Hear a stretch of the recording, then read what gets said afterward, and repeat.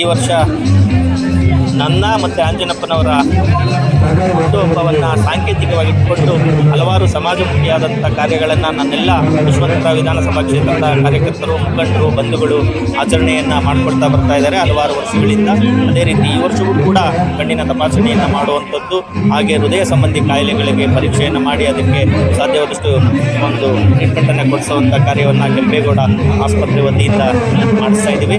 ಹಾಗೆ ಪರಿಸರ ಕಾಳಜಿಯಿಂದ ಗಿಡ ನೆಡುವಂಥ ಕಾರ್ಯವನ್ನು ಕೂಡ ಹಮ್ಮಿಕೊಂಡಿದ್ದೀವಿ. ಬೀದಿ ಬದಿ ವ್ಯಾಪಾರಿಗಳಿಗೆ ಏನು ಉಪಯೋಗಕ್ಕೋಸ್ಕರ ಕೊಡೆಗಳನ್ನು ನೀಡುವಂಥ ಕಾರ್ಯಕ್ರಮವನ್ನು ಹಮ್ಮಿಕೊಂಡಿದ್ದೀವಿ. ಈ ಒಂದು ಕಾರ್ಯಕ್ರಮದಲ್ಲಿ ನನ್ನೆಲ್ಲ ಸ್ನೇಹಿತರು ಸಂಪೂರ್ಣವಾಗಿ ತಮ್ಮನ್ನು ಭಾಗವಹಿಸಿ ತಾವು ಅದನ್ನು ನಡೆಸಿಕೊಟ್ಟಿದ್ದಾರೆ.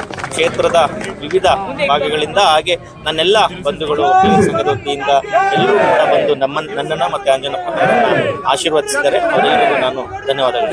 Thank you. ಈ ಹೆಲ್ತ್ ಕ್ಯಾಂಪ್ ಇಷ್ಟೊಂದು ಜನ ಸೇರಿರೋದ್ರಿಂದ ಇಷ್ಟೊಂದು ಜನ ಹೆಲ್ತ್ ಕ್ಯಾಂಪ್ ಬರ್ತಾ ಇದ್ದಾರೆ.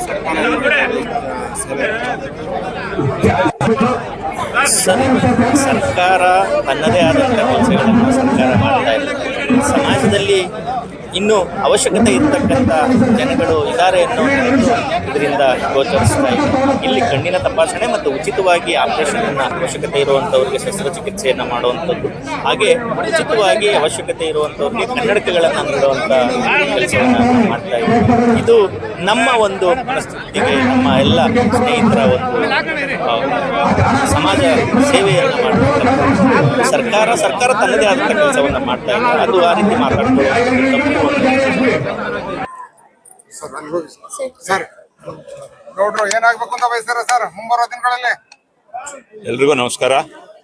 ಆತ್ಮೀಯ ಸ್ನೇಹಿತರು, ಯಶವಂತಪುರ ಕ್ಷೇತ್ರ ಭಾಜಪದ ಮಾಜಿ ಅಧ್ಯಕ್ಷರು, ಪ್ರಸ್ತುತ ಒಕ್ಕಲಿಗರ ಸಂಘದ ನಿರ್ದೇಶಕರು, ಪತ್ತಿನ ಸಹಕಾರ ಸಂಘದ ನಿರ್ದೇಶಕರು ಆದಂಥ ಮಾರೇಗೌಡರಿಗೆ ಜನ್ಮದಿನದ ಶುಭಾಶಯಗಳು. ಮುಂದಿನ ದಿನಗಳಲ್ಲಿ ಬರುವ 2028ರ ಎಲೆಕ್ಷನ್ನಲ್ಲಿ ಮಾರೇಗೌಡರು ಸಹ ಒಬ್ಬರು ಈ ಕ್ಷೇತ್ರದ ಆಕಾಂಕ್ಷಿ.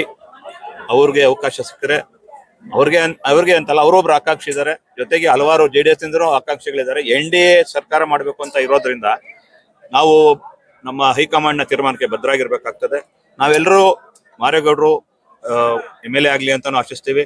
ಬೇರೆಯವರು ಯಾರಿಗೆ ಸಿಕ್ಕಿದ್ರು ನಾವೆಲ್ಲರೂ ನಿಷ್ಠೆಯಿಂದ ಕೆಲಸ ಮಾಡಿ NDA ಅಭ್ಯರ್ಥಿನ ಯಶವಂತಪುರದಲ್ಲಿ ಗೆಲ್ಸ್ಕೊಳಕ್ಕೆ ಪ್ರಯತ್ನ ಪಡ್ತೀವಿ. ಮತ್ತೊಮ್ಮೆ ಮಾರೇಗೌಡರಿಗೆ ಹುಟ್ಟುಹಬ್ಬದ ಶುಭಾಶಯಗಳು. Thank you.